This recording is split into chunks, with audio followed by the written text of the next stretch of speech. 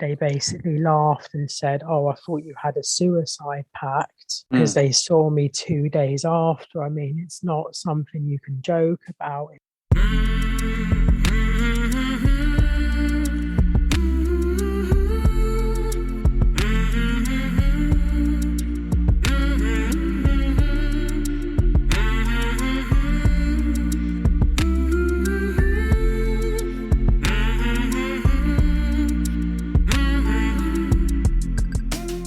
Hey there, my name is Sean, and this is Suicide Noted. On this podcast, I talk with suicide attempt survivors so that we can hear their stories.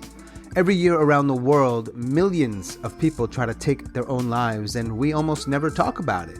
And when we do talk about it, many of us, including me, aren't very good at it. So one of my goals with this podcast is to have more conversations and hopefully better conversations with attempt survivors.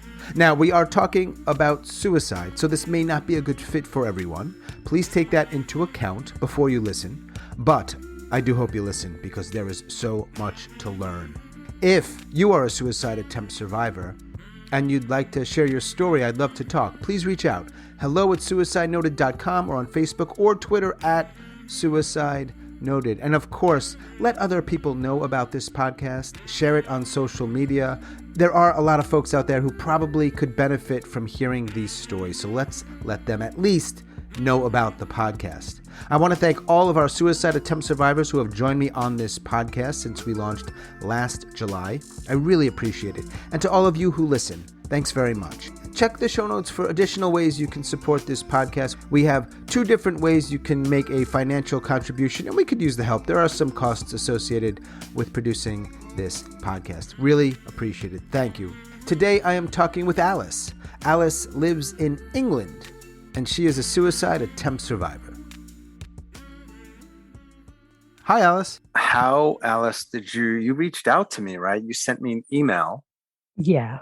So I imagine you must have heard at least one of the episodes. Yeah, basically last week I was on like Spotify and was looking at things like mental health podcasts, and then this one came up, and then I've pretty much been listening to pretty much all of them non-stop really the past week.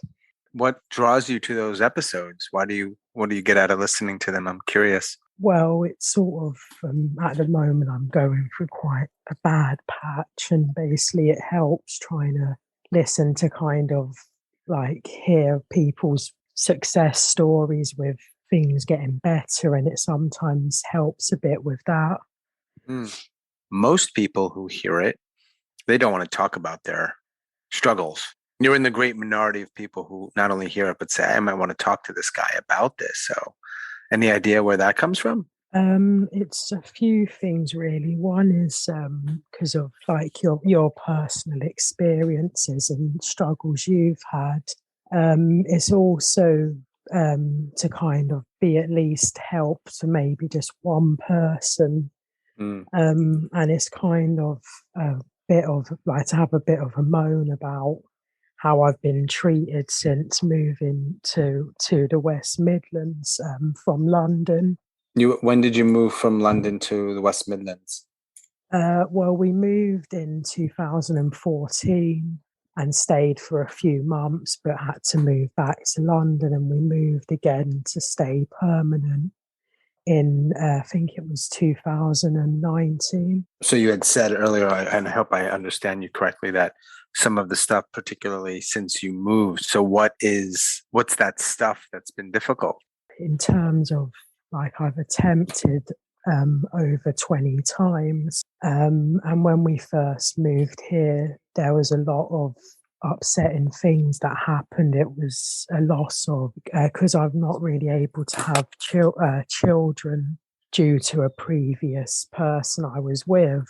And we got a guinea pig, and the guinea pig had passed away, and there was lots of things based around that, which pretty much led to a month of constantly taking overdoses. And the mental health team here have been really horrible, and they've not had any support or help at all for that. Mm. Like it's slightly improved now, but it's still not very good.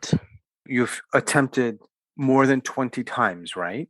Yeah, Does this go back many years? yeah. Okay. Do you remember how old were you the first one? I was roughly about 10. Okay. Do you remember what was going on that led you to do that or try to take your life? Since very young, I've always basically self-harmed, but I didn't know what that was until I got older. Hmm. Then, when I was about 9, my nan and granddad ended up getting really unwell. They both passed away. And then there was lots of things that happened with certain family members, which led to me basically trying to hang myself in a caravan when I was about 11 or 10. Hmm. And how old are you now, Alice? I'm 28 next week. Yeah. So for the last, roughly like 18 years, it sounds like, and of course, tell me if I'm not correct, those 18 years have been very difficult. Yeah. Mm. Has there ever been in that time, like a long stretch where you felt okay and you didn't attempt? There's been like a few kind of on and off occasions where things was slightly more, yeah, like average kind of. But yeah, it's mainly quite predominantly quite a lot of bad sort of things that's gone on and stuff like that. And when you were 10 or 11 and you tried the first time, what happened after that? Did somebody step in? Well, surprisingly, one of the family members that kind of led to that being what happened actually walked in and basically removed the rope around me. Mm. Basically, my family are not very nice people in terms of understanding mental health and things like that. So they basically avoided me getting any help afterwards. I don't know if you're comfortable sharing what was going on. Of course, you know, I only ask not to pry, but because some people out there might be going through something similar and it might help them to hear that they're not alone. But either way, whatever was going on, did that continue? It did continue. It's basically a bit to do with my aunt. She used to quite frequently do like sexual abuse and things like that. But because of her losing her parents, I never wanted to tell anyone because I didn't want her to basically get upset and things Mm. like that. So I'd rather Mhm. just kind of just let it build up on myself, but it doesn't really help. Were you able to, as things went on after that first attempt, did you go to school? Did you finish school? Were you able to get through some stuff? I did I did go to school. It did sort of lead to a few issues around eating disorders and things like that. Hmm. Then it seemed like once, like, because my aunt had stopped doing that when I was about 16, then it was guys and stuff that would sexually abuse me from then. Mm. It's only really since I've been with my current partner that I've not had to experience things to do with assault and stuff like that.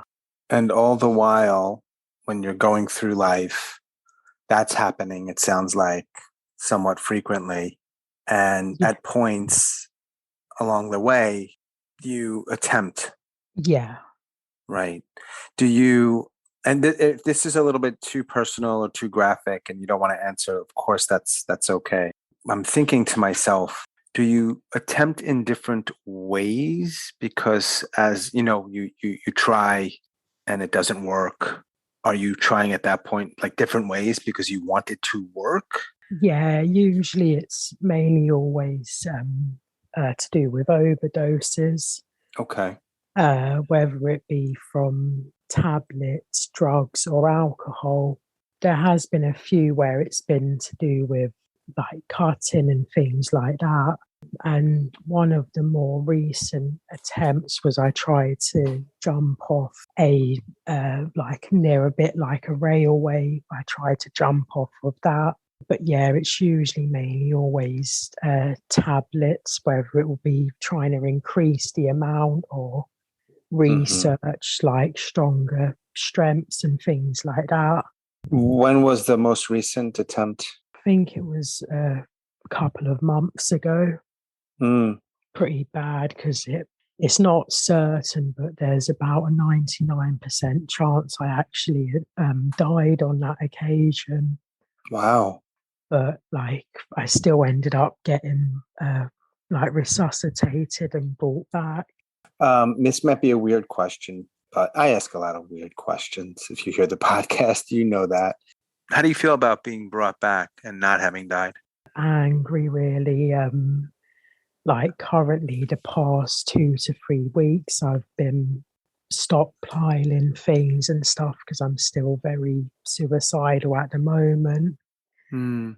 But I still, because I live by this kind of saying that someone had told me visitors are basically like thoughts. They come and can be annoying, but they'll finally will go soon. It's quite a powerful kind of like thing to think about that they Mm. can be an annoying visitor that's here, but they will finally leave. And that's something I'm trying to kind of listen to and things like that. And I'm trying to kind of help others if that time does ever come, kind of thing. Does your partner know about all of this? Yeah, he does. I am quite open with him Mm. about things. What does he say? He does try to help, but he does also say the kind of frustrating things like that, like it's a selfish thing to do and stuff, which doesn't really help. But he does try and help with other Mm. things he says, but it can be difficult, really. Sure, sure. Well, I'm wondering when thinking about your partner and people might be hearing this and wanting to communicate with people in their life, like, is there anything that he could say or do that might be helpful or supportive or make you feel a little better? Or, He tries to basically take my mind off things. Like he tries to get me to do this thing we sometimes do called figure photography, mm, where we basically go to parks and take photos of figures. That sometimes helps, or he tries to kind of do like lists, like the positives and negatives of not being here and stuff. He tries to help with that, but he does. He's always the one that seems to call like emergency services when them things happen, mm, which it can be very frustrating, really. But I do sometimes think that maybe it was better that it didn't happen. It's kind of mixed sort of thoughts around it. so he's called emergency services. I'm imagining in the past, Yeah. particularly after attempts that emergency services has been contacted. I don't know much about the system in England. I mean, what happens there? Do you go to a hospital? Where do they take you? What do they do? Well, that's the thing. Like, it's been very bad, really, how they've been lately. Maybe not so much the past 2 years, but prior, because what a standard thing that would usually happen is you'd get like if it's an emergency reason, then like you'd have to go to the A&E and kind of go through that pathway. Mm, But there's been a few occasions where it's basically been police. They do this thing called a 136, which means that basically you have to be taken to like a mental health building to have an assessment. And it's kind mm-hmm, of a bit of a law type of thing with police, what they would sometimes do. mm-hmm, And what's the real thing is when obviously someone's been suicidal or having a crisis, they should really be taken into hospital. But with my local one, it's the amount of attempts and stuff that's gone on, and they've just basically said, "Oh, like I've got capacity. It's my choice. If I take an overdose, yeah, I say to them, I'm going to," and I've cried to them and said, "Please just let me. I need to go in hospital. If you don't want to keep seeing me, keep coming here. At least do that." Mm. And they never do. It was only 2 years ago in September I was put on basically a section 2, which you have to basically be detained and stay in a hospital. That's happened about 3 occasions since I was about 13. But that's kind of what they do here. Yeah, I don't know how to ask this question because I know based on what you showed me, sort of your history and the repeated attempts, but has the hospitals or anything else, other doctors or whatever it may be, helped in any way? Not really. A few years ago, I think I was possibly about 16, was the first time that I went into the hospital and actually had a positive help and support system there. Like it was quite beneficial, and it did seem to kind of stop the attempts for quite a while. But yeah, then that's been the only real time I remember that it was actually quite helpful support. Did you ever get, or have you ever gotten any kind of diagnosis that seems to make sense to you, that seems right? Well, I've always been given different diagnoses. I've never kind of been given a clear one. Mm. Like the past, they've said like emotionally unstable personality disorder.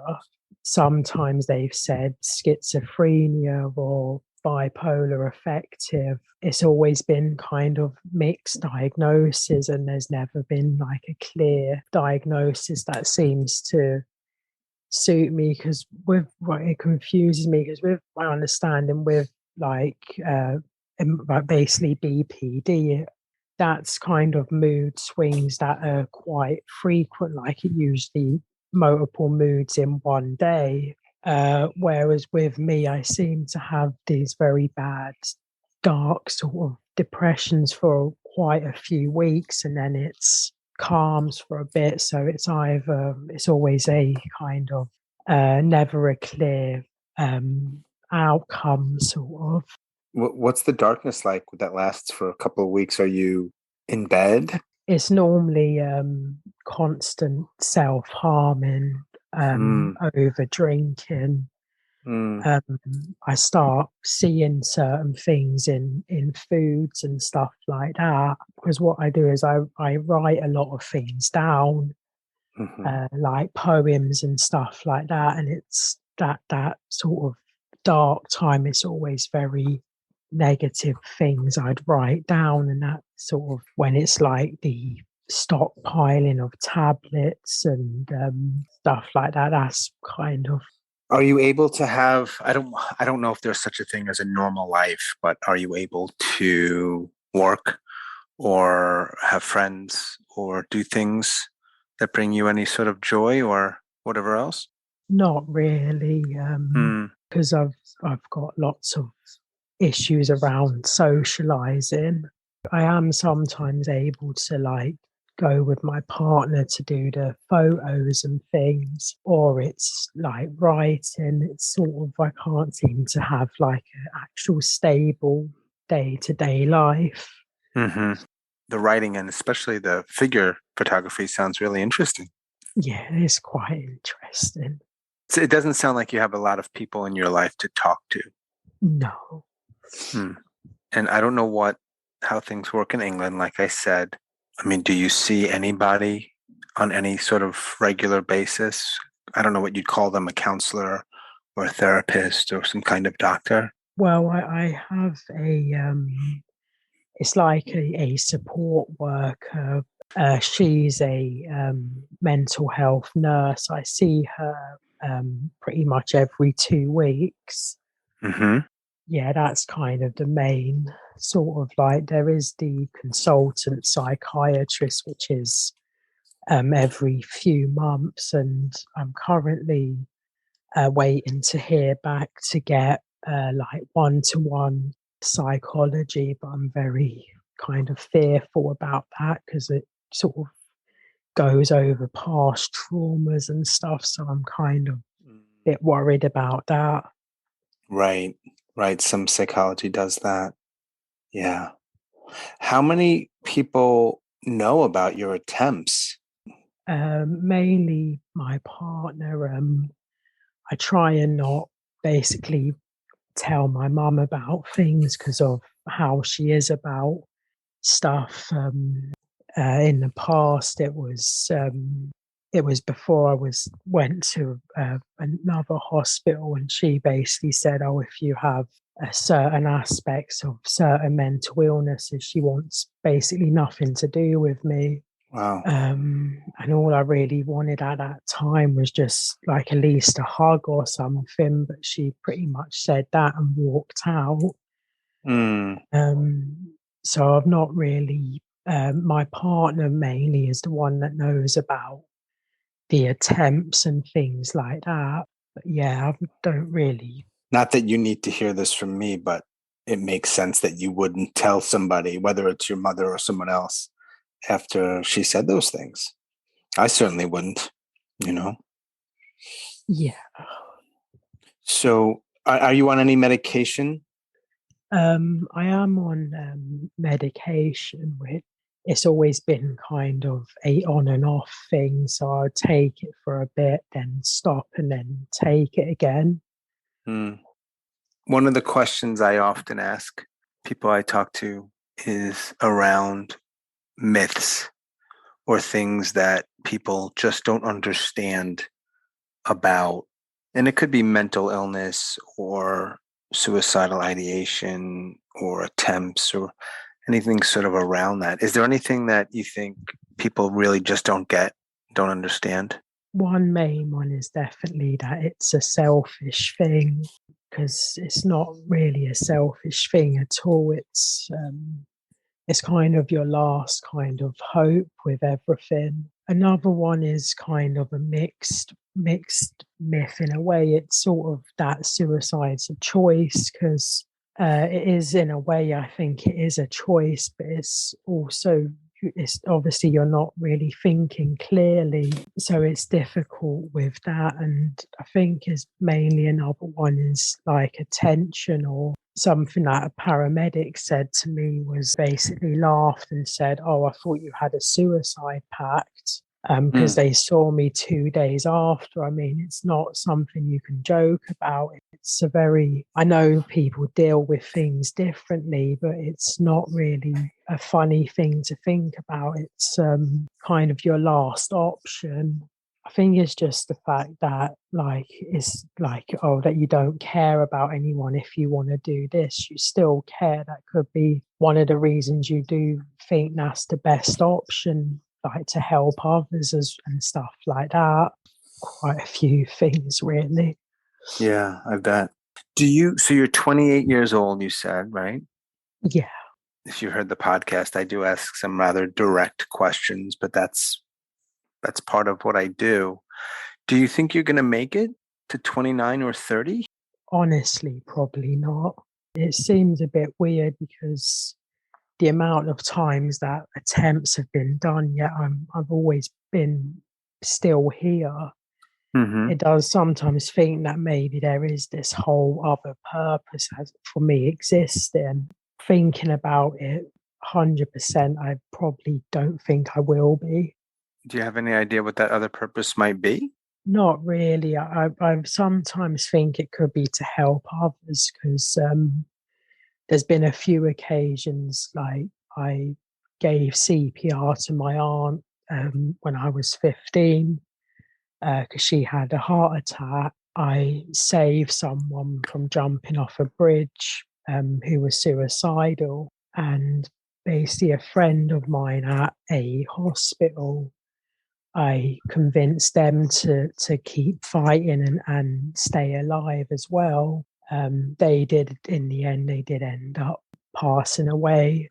Another thing was I helped a family member's niece from witnessing something that could have caused trauma to them when they was older. So I sometimes think it is to care about people, but the problem is it's sort of I've already done that, so I don't think that there is really a higher purpose now for the future and stuff. What did you say about a guinea pig earlier in our conversation? Did you say something about a guinea pig? Yeah, a few years ago, I was pregnant. A previous partner ended up. I ended up miscarrying due to violence that they cause. Basically, it's very unlikely that I can have children. So me and my partner got a guinea pig to try and have like a bit in sounds weird, but as our baby sort of thing. We only had the guinea pig for a short time and it ended up passing away, which led into a spiral of upset. And then lots of people that we knew around was announcing or sending photos and stuff of them being pregnant. So we kind of had this guinea pig and tried to see it as our like baby sort of thing, and it did cause upset when it did pass away. And then it was the rush and problems with moving to here. Yeah, it's sort of a bit strange, but it's kind of it did add to things. You said that you often write things down and sometimes poetry. Yeah, Do you want to share some? Maybe people would want to hear that, or is that too personal? I could do. I know I do have a poetry book which I published quite a while ago, but I do have like poems and things that I write. That'd be great if you're okay with that. Yeah, it should be okay. This is one that I wrote a few days ago. It's called Valley of Death. The road in which you travel, the path in which you go, you march the valley of death, not even a tear will you cry. You walk the path and smile, for even though it wasn't a life well lived. For although you helped some, you still feel you didn't give as much as you could have gave. You spent such a long time trying to be brave. Although the tears soon will dry, the path you travelled wasn't worth it in the end, for the life, strength you gave. Was it attention you may have craved? I think it was just a path that was made, laid out for the valley of death. Was that your pathway planned out? Was suicide always going to be the road that was meant to be? You never realise, you'll never see. For the valley of death, your fate shall be. Wow. It's quite emotional, sort of. Why do you write the poetry? Does it give you some? Well, I'll just leave it at that. Why do you write? It's sort of something that's kind of is sort of something I've always seemed to turn to, like to write things down. And it seems like it does sometimes help because you're just kind of writing stuff and just putting all your emotion into what you're writing down. Right. What else would you like to share, Alice? I really do appreciate reaching out and then joining me and talking. And you're so open about everything. So I really appreciate it. I'm sure people who hear this will get something from it and feel like, for me, the main reason I do this is to help people in some way to feel a little less shitty or a little less alone. And I appreciate you helping me do that. Yeah, it is. I think it is something that can help, like with what you do and things like that. Like, because I know with what you've mentioned and stuff about the loss of your friend and things, it's a very inspiring thing that you do, like with this kind of. Yeah, thanks. Is there anything else that you would like to share? Just sort of a bit the upset and things of like how treatment is for people with mental health or suicide ideation. It seems like they never get the right help, things like that.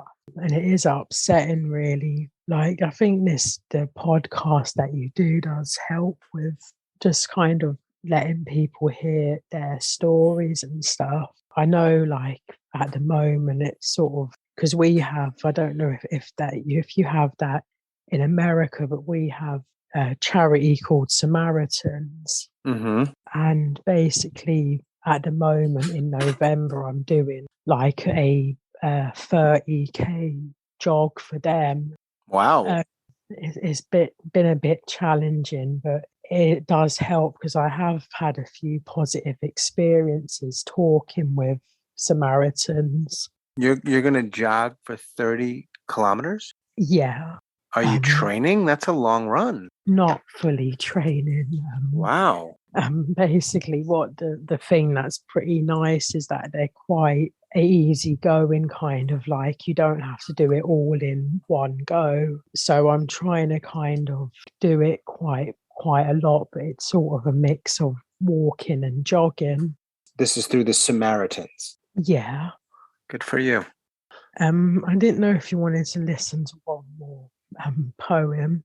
Sure. It's still quite like emotional, but okay.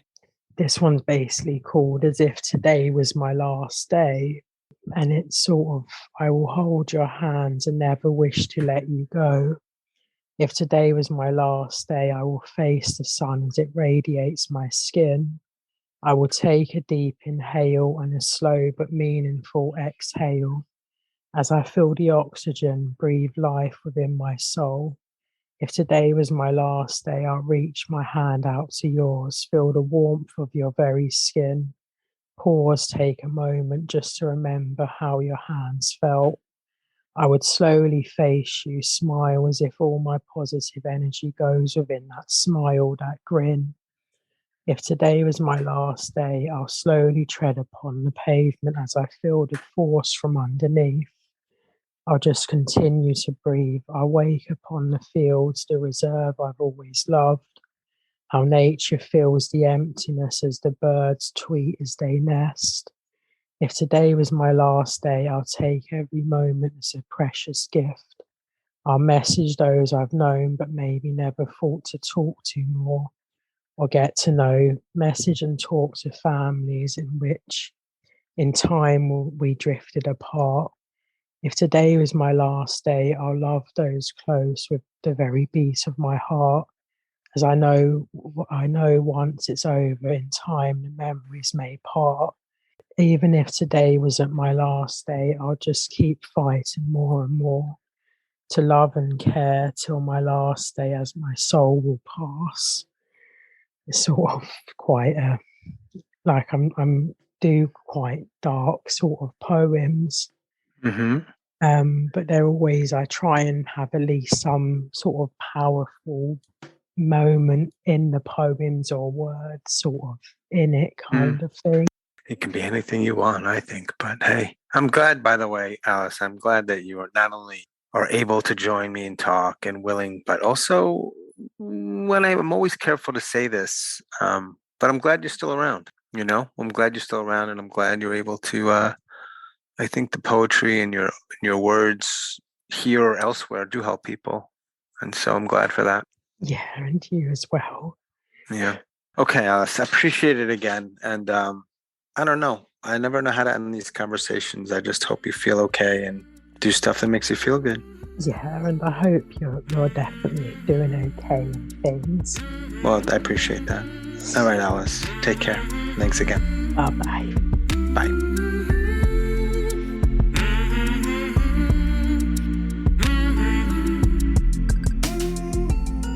As always, thanks so much for listening and all of your support, and special thanks to Alice across the pond in England. Thank you, Alice. If you are a suicide attempt survivor and you'd like to share your story, I'd love to talk. Please reach out. hello@suicidenoted.com or on Facebook or Twitter @suicidenoted. That is all for episode number 82. Stay strong. Do the very best you can. I'll talk to you soon.